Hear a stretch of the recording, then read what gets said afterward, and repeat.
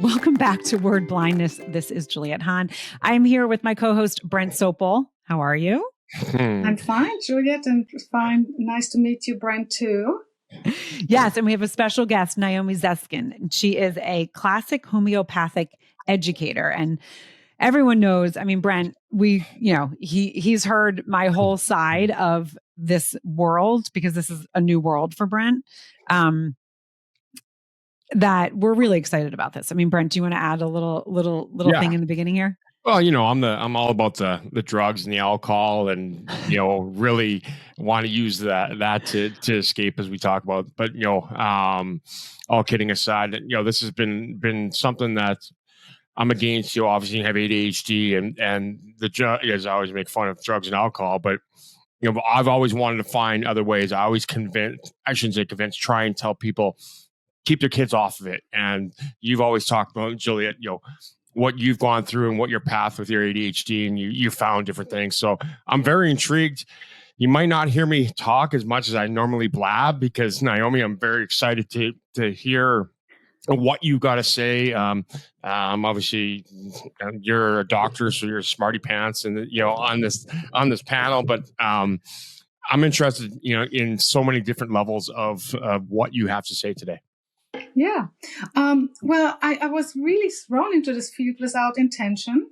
My background is actually being a child therapist and counselor. And I'm from the Netherlands, but in Germany, where my master degree is from, I used to do actually all the testing of children with ADHD and other things, autism, anything or emotional complaints. And I would also do the therapy and the parent counseling in the past.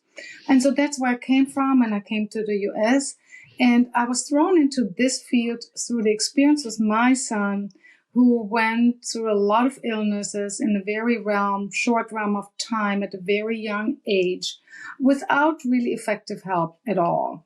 And I was relying on the medical profession after going in and out of emergency rooms and everything else, and no medications really working for him, having very disrupted nights for a year at a time. I thought, well, I grew up in Europe. Homeopathy was much more used and popular there. Even my GP used homeopathic remedies in the past if I had a sore throat or shingles or whatever. Let me just contact somebody in California and find out what's going to happen. And I did. And my little son was very sick overnight, had no more illness at all. In the meantime, he's 35 and he's as healthy as can be. And I thought that's really weird. No, and you know what? And Naomi, I want to just jump in because I want you to continue. But like the listeners know that I was on meds for many years, and that I turned to homeopathy because of my middle son. He was having some issues after a vaccine, and so I was learning about this world. And I was like, I just want to know more about it because I don't know. I only know traditional medicine. My sister was going through the same time. And I happened to have stopped taking Adderall because, I had kids, and it kind of whatever hormones were in my body, my attention deficit wasn't off the wall. Now thinking about my older son, who this is before he was diagnosed with anything, dyslexia, ADHD, any of that.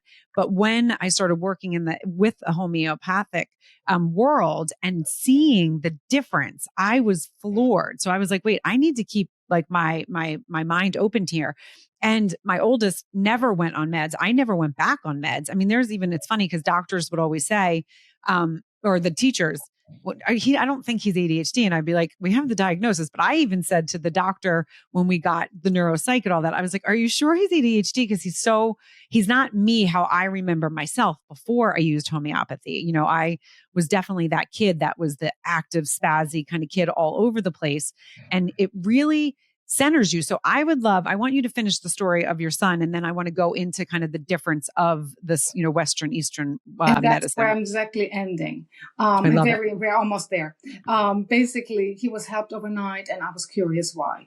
And that's what we're going to talk about. How could it be? Not only was he not sick anymore, he was sleeping through the night. He was an easier child. His whole demeanor as a whole was there was so much balance. And I thought that's interesting. So I took many courses on homeopathy. I became an educator. I taught a lot of homeopathy, and I can keep my history short, but I did 8 years of education for actually professionals, as well as was a study group leader, did then another, I have been studying for probably a total of 15 years homeopathy, teaching it to pharmacists, to medical staff, to nurses, and also lay people, how to use it in your home and how to use it wider, because there has been a lot of interest over the years. When I started 32 years ago, I was called that I could be associated with a witch doctor. How could I teach something that was unknown in the US? However, a lot of people and grassroots movements have just gone your route, and many routes that way. What I found intriguing, and that's what keeps, for me, homeopathy as a wonderful tool and a wonderful way for ADHD, for also other issues, is that in the first place, we see an imbalance, right? With ADHD, we see a child that has attention issues. It can be a child with hyperactivity and being very hyper and being very overstimulated, very easily overstimulated. And it can also be a very quiet child that just is daydreaming and goes into other places and just misses half of it, or is disorganized, or, is busy with one thing and can just not multitask with another thing, and so on.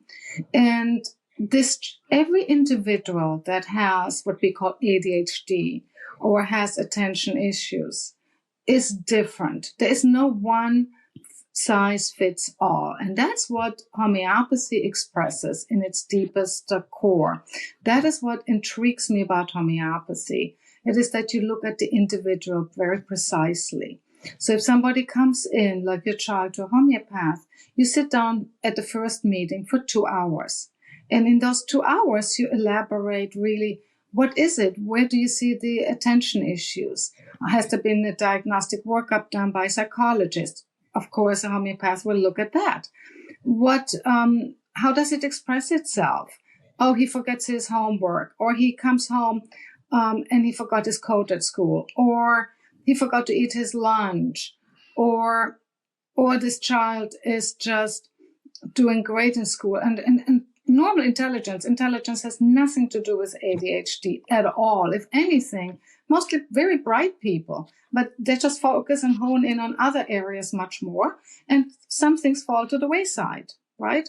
And it has its plus and its minus. It's not only minus. They can be very creative and very productive, people with ADHD. And besides that, everybody has ADHD, in my opinion. Everybody has some attention issues, particularly nowadays. And when we see a child or an adult with ADHD, we look at the individual. We look at where does it show? Where does it cause issues? Does it cause issues in school? Does it cause issues with homework? Does the mother have to say, hey, focus back in here? Or do they read a chapter and then have to reread it because they were thinking of something totally different while they were reading? So we want to get all these symptoms, and they're very different for every person, and there is definitely overlap. But that would not explain the whole person. If you look at the person and individual, then a homeopath will ask many seemingly non-related questions. Like, what position does this child sleep in, or this person? What does he like to eat? What's his favorite food? One will say, I love burgers and fries and pizza, and the other will say, I hate cauliflower and vegetables, and I like, I love fruit and yogurt, and everybody will give you a different part. Some people will say, I have headaches. Okay, the headache, so he has ADHD, but he also has a headache. Well, this child with ADHD has a headache, and this one doesn't. This person with ADHD has a headache on the right side. This other person has ADHD, very similar symptoms all over, but the headache's on the left side, and it only appears at night, and the other one appears only in the morning, where there is already differentiation. So when you look at the person as a whole, you look at all components. The homeopath covers every body part when they speak to you. They say, okay, tell me more about yourself. Do you have any trouble with your nails? Do you bite nails? Do you have any skin issues? How are your eyes? Do you get frequent upper respiratory infections? I mean, how many people will you see who say, oh, I also have allergies? By the way, very often common for people who have ADHD. That's strange. They also have allergies. Food allergies, environmental allergies. Isn't that interesting? So we don't leave that out. a homeopath looks at all these components. And based on these components, they make a decision on the treatment. Now, what is the treatment? Treatment is giving, in the end, one single homeopathic remedy.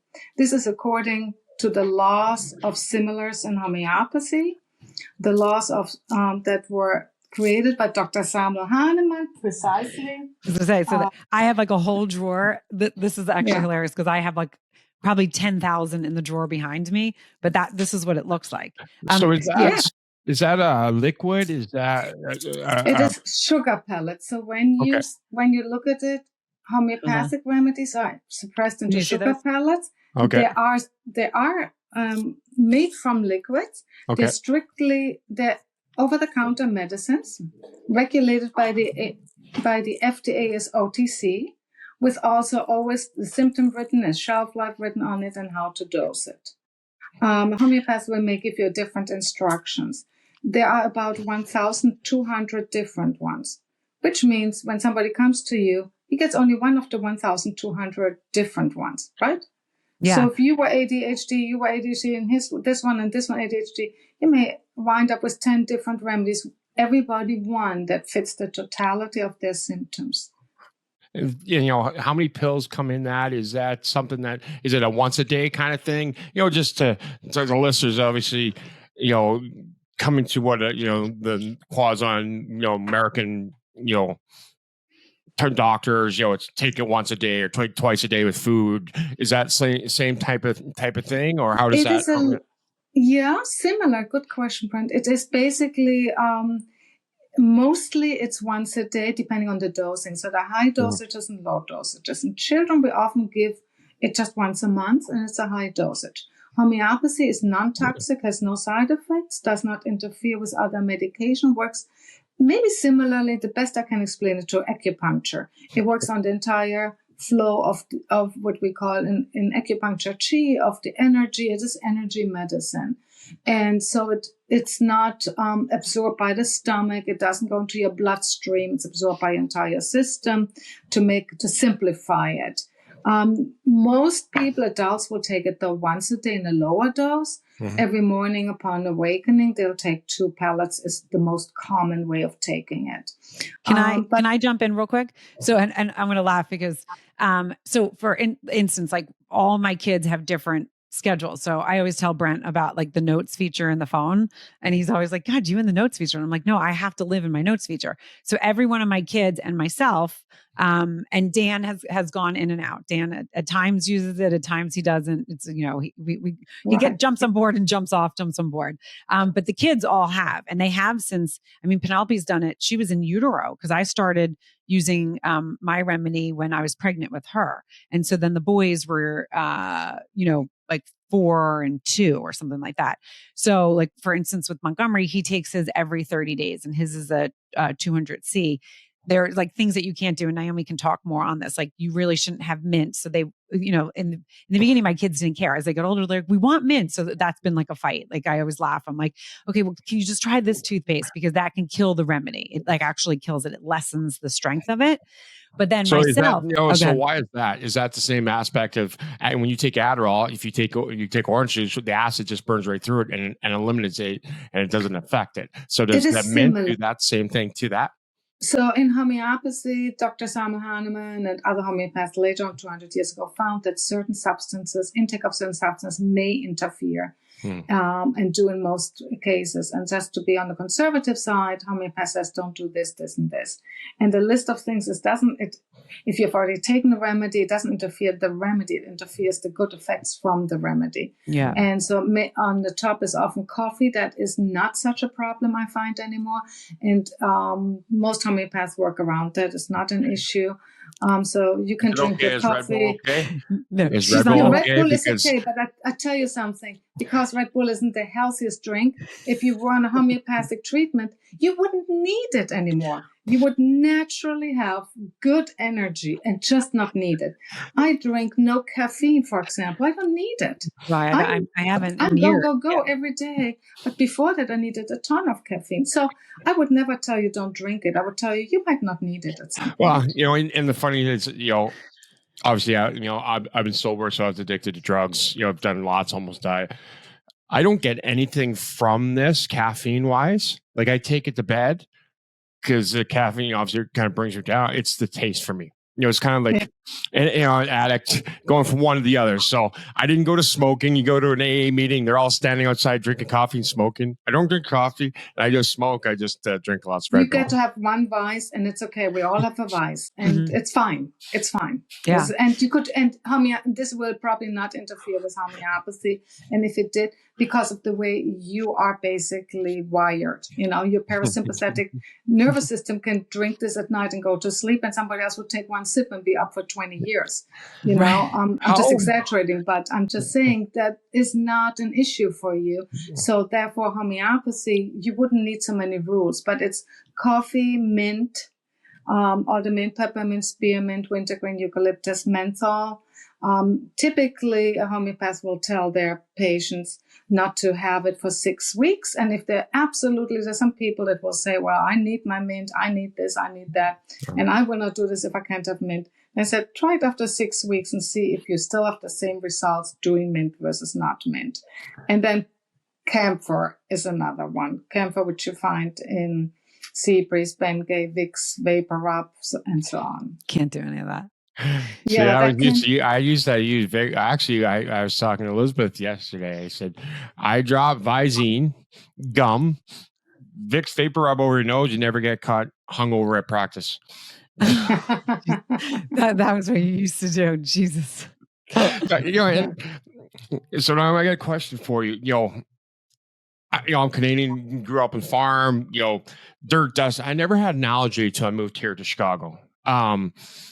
Spring allergies, it's the worst time of my life. I would rather sit in a classroom and take a degree, and that's how much I hate school and how my allergies are. So how often does your body change where that you might have to change your your concoction or whatever the right terminology is? That does your body change monthly or is it yearly, or how does that go? Because I've got seasonal allergies and I'm dreading the next couple months. So how often does your body change, and how often would you have to change this concoction? So that's a very, very wise question. And some people never. They are core the same, and some people are through experiential life, through trauma, multi-layered. Okay, so for you, your allergies are part of the core makeup. Even though you never had allergies, you're not a different person. It's just that the pathology of you has now gone to a different area, different. Are you trying to tell me I'm getting old? No. And you might even get healthier, because some people go, let's say, I'll give you just a very simple example. In homeopathy, we look at a hierarchy of symptoms. So somebody who comes in with heart disease or cancer, obviously is worse than somebody who has a few pimples in their face. Okay, so when they're healing with homeopathy, and let's say they have cancer and the tumor shrinks, or they have heart disease and they're getting better, and they might come back and say, I'm more irritable. I wasn't irritable before. Now I have seasonal allergies, and I'm also breaking out. I'm saying, wonderful. That is good to hear. Any homeopath will say that, because you are healthier. Your most vital organ is healthier. Your heart is doing better, but now you're getting normal, quote, things, like allergies. And those will go away too as you heal over time. So for you to have allergies, maybe in the realm of everything else, very unpleasant, but not necessarily a sign of deep pathology. And in homeopathy, you see that allergies are fairly easy, and there's a lot of research on that, easy to treat. By the way, there are also 3 research papers written up about ADHD and how effective homeopathy is versus even just as effective as, for example, Ritalin, or actually more effective than Ritalin, without the common side effects. We want to talk about that too. Since homeopathy has no side effects, that makes people favor it over medications. And as you know, Adderall and Ritalin and other medications can have quite some side effects. The person might get a little bit depressed, might lose weight, loss of appetite, insomnia. There might be a lot of things happening there. And I've spoken to this, many times, obviously, being addicted to drugs and alcohol and having ADHD. I was in rehab, and I say this to parents, these kind of things, the Adderall, Vyvanse, Ritalin, Concerta, those are gateway drugs, or can be gateway drugs to more harder out. I was in rehab, with some kids that's told me straight out, it's, if you're taking it at a young enough age and a high enough dose, your body, I think, correct me if I'm wrong, I think your body, your brain's still developing as a guide. So you're like 24, 25. So if you're taking this at a young, your body is developing in a drug induced state. So you try and get sober in your later life, sober's abnormal. So this is, so obviously I'm huge on not taking that. I was there. I'm a lot, I'm sober today, and I watched, Congratulations. thank you. I know one of the kids that I was with is passed away. I had lost contact with the other one, and I've heard rumblings that he is too. So I've been there, I've done this. So I speak to this on a very, very passionate level, that it is a gateway drug. So these are all, amazing things. And it's just intriguing hearing, some of the things that you're saying. It's just so different from what I grew up on, in God's country. Naomi, I know that's Saskatchewan in Canada, if you haven't been. No, but you know what, Brent, I so appreciate you saying this. And I want to jump in really quick, because one of the reasons why I was so against, and again, there's people, and I always say to people, whatever you choose, whatever works, but you should be educated so you know a bunch of sides. Like, we're not saying that if someone goes on meds that it's incorrect and they should beat themselves up, right? If they have access to a homeopathic doctor, it's smart. But when I went on meds, I actually, in college, when it was really scary, because I went on Adderall, and I didn't have a depression. Like, I didn't have that kind of struggle at that time. And I literally woke up, and I don't think I've ever shared this. I don't know if if you guys know this story, but I woke up and I couldn't stop crying. And I was like, in college, I had like roommates. I was my sophomore, and they're like, "What's going on?" And I was like, "I don't know." And I could not stop crying. And I'm like, I feel terrible. I can't get out of bed. I called my mom, because of course we had and I was like, "Mom, I can't stop crying. It has to be this meds." And I had tried Ritalin right before, but I felt it go into my body, and I felt it leave. Like, I became a spaz, and then I settled, and then I became a spaz again. And I was like, that's awful. I don't want to ever have to do this. But it was at a time in college where I was like, I need something. I first was diagnosed. I was like, struggling of trying to, like, can I succeed in college? It was all of these things. And so I had seen a doctor talk about it, and I was like, well, I'm going to try this. Obviously, before I knew about homeopathy. So then the doctor, and I definitely haven't talked about this, and because it's not a shame thing, but I had to then go on an antidepressant. And I was like, but why do I have to go on an antidepressant? I'm not depressed. And he's like, well, you have to even out your Adderall.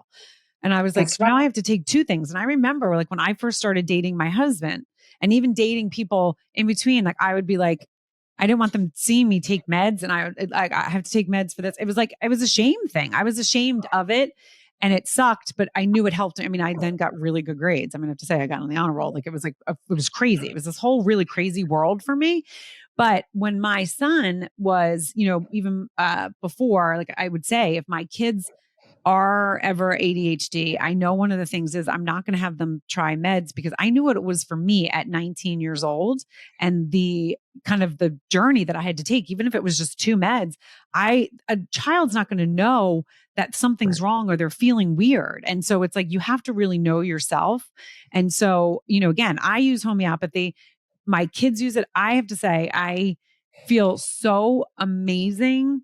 Like, I don't have that bouncy ball. Like, I can tell I just recently changed my my remedy. Brent, that was like such a great question, because like my oldest has to change it sometimes. My middle, he's pretty steady Eddie. Like, he doesn't have to change it. My daughter has had to change it a number of times. I mean, that makes sense, right? A girl with hormones and stuff. I take mine every day. I have to take I take 12C, but then I have to take a stronger in this new one, Constitution, once a week. And so that's what we're trying to like even out. And what I found taking it every day really works because of my anxiety that I get like when I wake up for something, I got like whatever, I get anxiety in the morning. I had just started having it again. The listeners know I was having some anemia stuff, women's stuff, all this annoying stuff. And so I changed my constitution. And the thing that was so crazy is I have not had hot flashes or anything. Like, you know, women going through where I am in my life at the menopause, perimenopause would say, oh, do you have hot flashes? I was like, no, it's great. I did not realize really, even though I've been on a remedy for as many years, I didn't realize that the remedy was actually helping me with that, with the balance. When we changed, I went through and I started having hot flashes and waking up like 4 times a night. I was like, this sucks. So I called my practitioner and I said, hey, this is happening. And they said, that's great. And I was like, it's not great. I was like, I'm pissed. I'm not happy. And they were like, well, no, you're working through it. And I have to say, last night was the first night I didn't, but I also don't have my anxiety anymore. So literally in 4 days, but I know with my husband, and then I'm going to let you guys both talk about it, but I know with my husband, he didn't feel the results right away. And he's like, this is not working, or he started feeling worse and then was like, I'm not going to give it a try in the beginning. And I was like, can you just stick through it? You have to stick through it. And that's something where people won't stick through it. And then they change. You can feel and it. it's not always the case, right? You know, with homeopathy, a lot of people get immediate results. Me, you know? Totally. Yes. They get immediate, wonderful results, but sometimes your system has to work through things. And here's the difference and I like what Brent had to say, and that's my experience too, is how many people suffer from these medications and a gateway drug to more drugs and to more things. And they can't live without it. And there are side effects. But what never gets questioned is when you have ADHD, isn't there an imbalance or something going on? Something in your wiring is off. Who addresses that? And homeopathy, look, okay, we want to fix that imbalance so that this person self-regulates better. Mm-hmm. You're not depending on the homeopathic remedy at some point for ADHD anymore because you self-regulate better. And what we want to enable is that if something, it's just like in homeopathy, they say vital force is like an engine that's out of tune. So let's tune it up so that your engine works well and then regulates all the processes in your system. And that's the idea of homeopathy versus a Band-Aid of a medication that leads maybe to other medications like you just described with needing an antidepressant and so on. And healing is not a quick fix and boom. That's what we think. We want that. Healing is a process. And it goes through ups and downs until things level out. But when they level out, people feel wonderful. And we may not forget that. Question, a couple things, I want to jump back quickly is, yes, Julia, you made a great point. It's just information, when I talk about, drugs and being gateway, that's my experience. I'm just telling listeners what my experience is. It could happen. You make the best decision for your kids. So I want to be very clear with that. So thank you, Julia. The other one, Julia, we've talked about this, Naomi. It seems to me that, and you just said it about Dan, are women more in tune with their body than men? Because Dan's like, oh, I don't feel anything working. We jump off, right? Actually, you and I talked about this last week. I eat whatever. I don't give a shit. I don't feel anything. I run there's nothing that hits me where I can feel the change. So you just said, you take a sip of coffee, you're off here, or you can feel your body changing. Is there a difference? Is that more at men and women, or is that I'm just stubborn? So 2 things. Women are definitely more in tune and interested in healthcare than men. That is my experience. But there are such men and such women, and so there are men that are very sensitive and feel things, and there are men that are less sensitive. Doesn't mean they're insensitive, that don't focus so much on it. Women seem to focus a bit more on it. However, when a man comes in for a consult and you say, how are you feeling? And then they'll say, oh, I feel the same. So do you still have headaches? Oh, no, actually, I don't have headaches anymore. Well, how are you sleeping? Well, actually, now I'm sleeping through the night. And, but I said, but everything's the same. Nothing has changed. And you'll ask them 10 questions. And each question, you find out, oh, actually, I haven't had this rash anymore. I forgot. Then you prompt them and find out that, yes, It's working. they're also sensitive. They're just not thinking as much about it and talking as much about it. But there are changes that a good homeopath will elicit. Yeah, and it's interesting because this kind of takes back to a lot of stuff we talk, with mental health and with guys, we can't share our feelings and stubborn and closed in.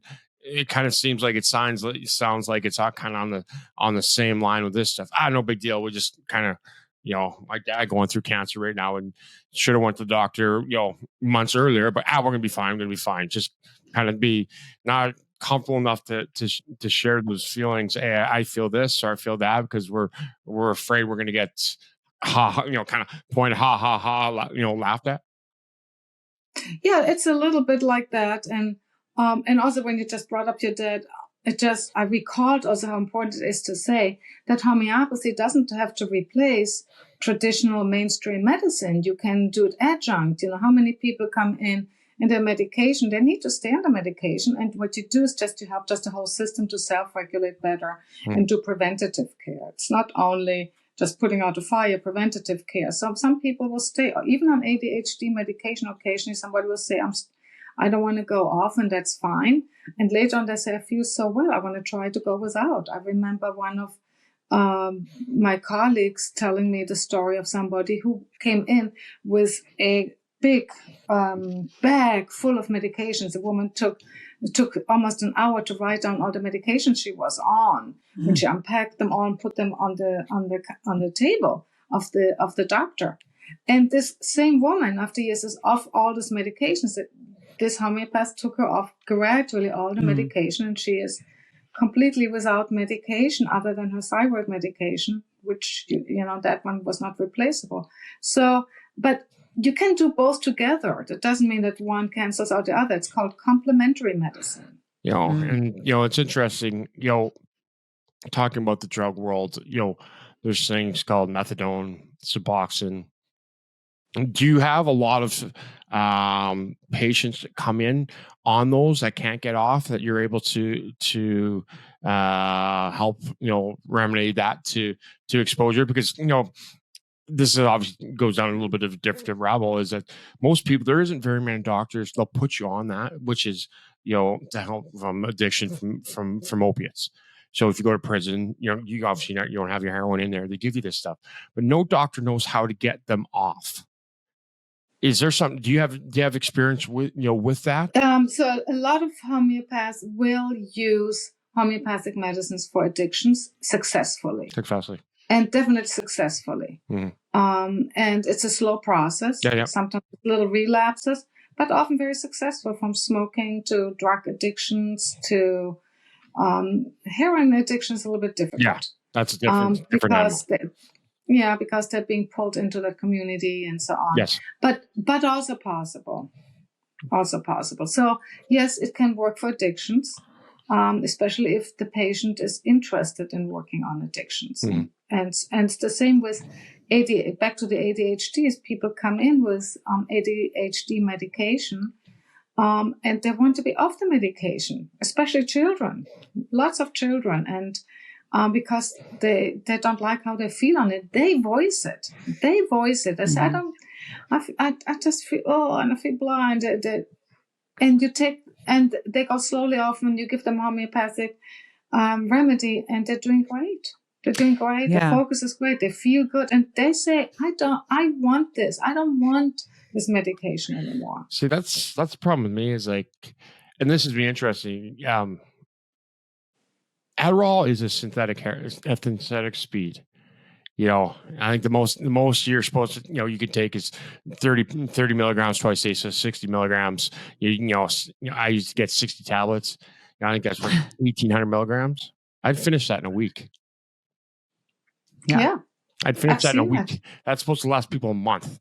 I loved the feeling I got from it. So that's a true addict for people. That's me. Yeah. I've seen people that take Adderall to stay slim. I've seen people, young girls, taking it to do well in school, but not prescribed. They just take it from their friends. I have some that do it again to stay slim, to suppress the appetite. I mean, like you said, I mean, it's a dangerous thing. I mean, because as Brent, I think I at one point was taking 60 a day milligrams, but that's because that's what, like, I have a high metabolism. So I would burn through it. So I needed it. And if I didn't, especially in college, but I remember, outside when I still was taking it in the city, I would have a friend be like, let me just try it. And then they would be like, I cannot believe that you take this and you're normal. And I'm like, well, because it's my body chemistry, but it's one of those things that, like, I was so happy when I was trying to, obviously when we had babies and we stopped, but I remember being like, I don't want to go back on it. And that's when I found homeopathy, in between my kids. But I remember after my middle son, and not being pregnant, not breastfeeding. And it literally, my attention deficit came back. Like, I felt a bouncy ball going from my head to my toes. Like, I could literally feel it. And I remember saying to Dan, I was like, we were going to dinner. This is where we're deciding, like, if we were going to try again or start trying again, or we were going to put a pause on it. And I said to him, I go, I'm driving myself crazy. I said, this bouncy ball. And he goes, oh my God, I'm so glad that you said it because you're driving me crazy. And he knew me only on meds. I mean, I remember, again, we talked about, on this podcast, like, I am a confident person and I was still even confident back then. But I remember for a second being like, wait a second, he's only known me on meds. He hasn't known, he knows my energy, but he doesn't know my energy. Right. So I remember being like, oh, honey, this could go a little wild for you for a second. But then the pregnancy was those hormones. So when I said to him, the bouncy ball, he goes, yeah, you've been driving me crazy. And we literally then that night, we're very fortunate, got pregnant with Penelope. And then that's when we found homeopathy because of Truman.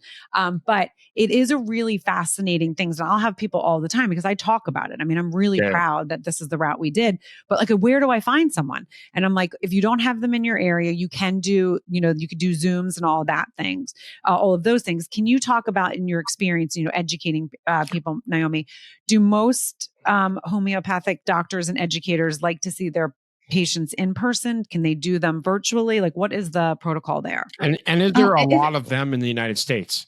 Mm-hmm. Like, because when you talk about neuropsychs, I mean, is because people can't find them. Is there, are there, people like yourself readily available?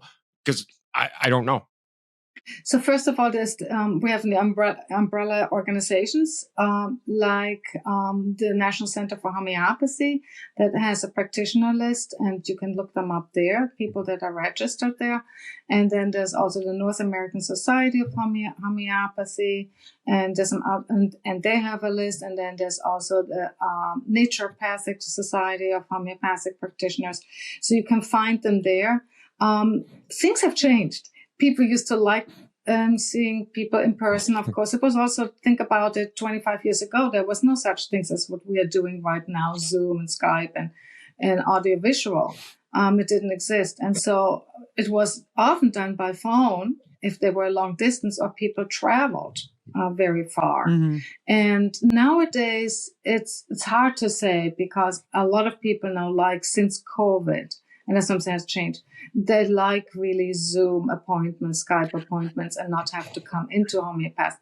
But seeing a patient is vital if you don't know them. You can do follow-ups, but you got to see them at least in the beginning or a few times because, their expression tells you a lot.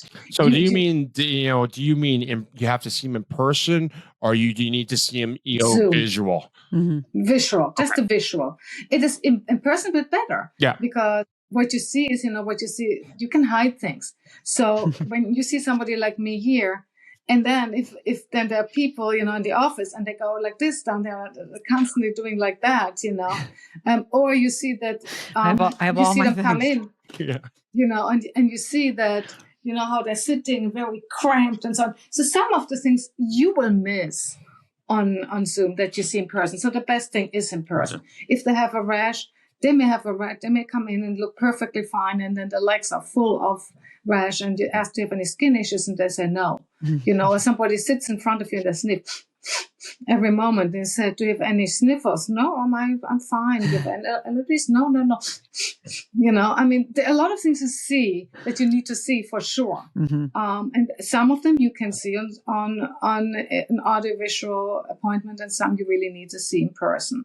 Also want to just quickly say, so that people who listen to this podcast or see this podcast, when Juliet, when you say you used a homeopathic remedy during pregnancy, homeopathic remedies do not interfere with pregnancies. They don't go through the bloodstream and are completely safe during pregnancy. So that needs to be emphasized. Mm-hmm. At least I was going to be worried vitamin C. about that. Right. No, that's perfect. So Yeah. Naomi, and also because I have had people say to me, okay, I know that I have a naturopath in my area. Can you take us through the difference between a naturopath doctor versus a homeopathy doctor? So a naturopath gets a lot of education in a lot of different fields, right? He is a naturopath who has a medical training. He can prescribe antibiotics, but they often go into nutrition more, into supplements, and then they can specialize. So some specialize in going to acupuncture, some do a little bit of homeopathy, some become total homeopaths. 100% do homeopathy. Not many, but some certainly do. Some branch out to adjustments. I mean, there are many things they can do. A classical homeopath, meaning that they really treat a patient with what we call constitutional prescribing, not multiple remedies at the same time. Some people say they do homeopathy, they've taken a 4-week course online or by themselves, and then they give somebody 10 remedies. Well, you only give one remedy at a time. It's according to the laws of homeopathy and the laws of similar, it's one remedy at a time. And so there are a lot of classical homeopaths that specialize just in homeopathy. It's very intricate. It's not an easy profession. Is there, obviously doctor like the DR, is there people that trying to, as you just said, you just caught me by saying some people, want to give and pretend they're, homeopathic, give tamarind. Is there, a tagline, or I don't even know what I'm trying to say. You mean like the PhD, like, or PhD a DR, with or like it? what's on the end of it? It's not fake. They have right now definitely homeopathic certification. Okay. That is regulated by the homeopathic doctors and so on. However, it is not recognized by every state. So by state, they accept licensures or not licensures. So that's the whole issue. State like Virginia, for example, doesn't. A state like Vermont recognizes homeopathic professions. So it really goes state by state. That's still a regulation that needs much more tweaking. And that's acceptance. Yeah. And as someone's going and looking, I mean, that's something that you said in the beginning, is that you went through a lot of education. This is not something that you can go and get like a 4-week course, as you said. Like, it's not a certification. Like, you really need to look in and see what the person that you're going to has the credentials to be able to do it. Because when you were talking about the questions, I remember my first appointment, with my homeopath, educator. Now I can't even speak. With my doctor, it was really interesting because it was like, are your feet cold? Do you sweat at night? Are you hot at night? Are you cold? Like, all these different questions that I was like, oh, I love thinking about this stuff now. And I think I remember I asked them, because this is when I wanted to get Dan involved. I was like, wait, is it going to be as long as my appointment? And they said, no, men's appointments are a little shorter and I could feel like, and that was interesting because it was like a woman had to go through all the pregnancies and all this different things that they had. And women obviously like to talk a little bit more. Not all women. We're saying it. You talk to Brent's like, I'm not going to ask any questions. And he's asked more questions. But there is so much behind it that it's important to do your due diligence before. Correct. And again, there's a difference between men and women there. But even if a person comes in and a man doesn't speak much and doesn't have as much to say, that in itself is a symptom too. Whoa. What do you mean symptoms? Huh? So you can have a man sit in front of you and he can talk nonstop, and they show you 20 pages of what they have done and how many supplements they're taking and their medical history, and they can go on. And then somebody can say, I don't know, but that's also, a symptom. Right. The over talking and the under talking. I mean, it's really, my internet's, I lost you guys for a second. Did you lose me? Yeah. I noticed. My internet is, it's messing with me. It's holding on. But I think, this is what's all so fascinating. And this is what this podcast is about. Yes. Oh my God, again.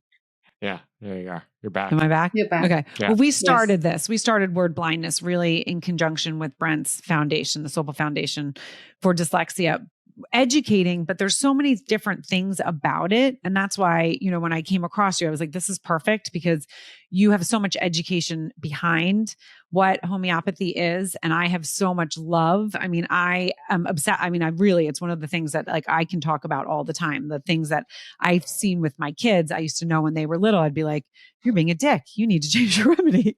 And I think I would say that, and excuse my language, but it was like different things are like, okay, this is interesting. And so it makes you a little bit more in tune. But when we are talking about all the stuff that we talk about with dyslexia and all the stuff that the foundation's doing, it's all about education, because when you're educated, knowledge is ammunition, right? When you have that knowledge, you're able to go and ask the questions. You're able to go to your traditional doctor if you have to go, but a different side. So I have always asked the questions. That's just my personality, but I know how my body works. And so if a doctor's like, well, this is how it should be, I'll ask questions. Is this how it should be because you read it in a book? Or is this because you know it because you've had experience with it?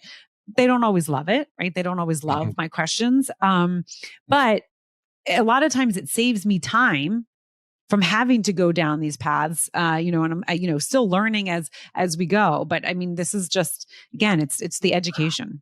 But Naomi said it earlier, each person is different.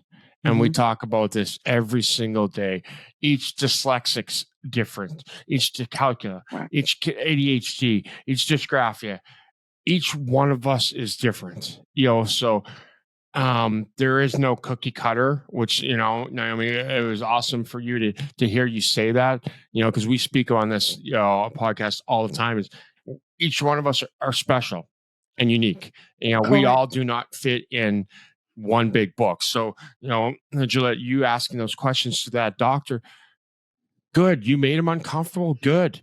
Because now you're, advocating for yourself, because there's nobody else in the world, as I always say, two best days in your life: the day you're born, the day you fall in love with yourself. Is that you mean you love yourself and you're caring? That's called self-love, when you're asking questions to a doctor, no matter if it's a homeopath, no matter if it's a occupation doctor, no matter if it's a physician, whatever it is, you love yourself enough to ask those questions. And that's really very correct. And in homeopathy, you really need to bring one important tool, and that's not being prejudiced. And if you are, you learn it not to be. If you were not to be that person, because you learn that every person is wired a different way, brings different things to the world, can't help some of it, and needs support and help to be at his full potential.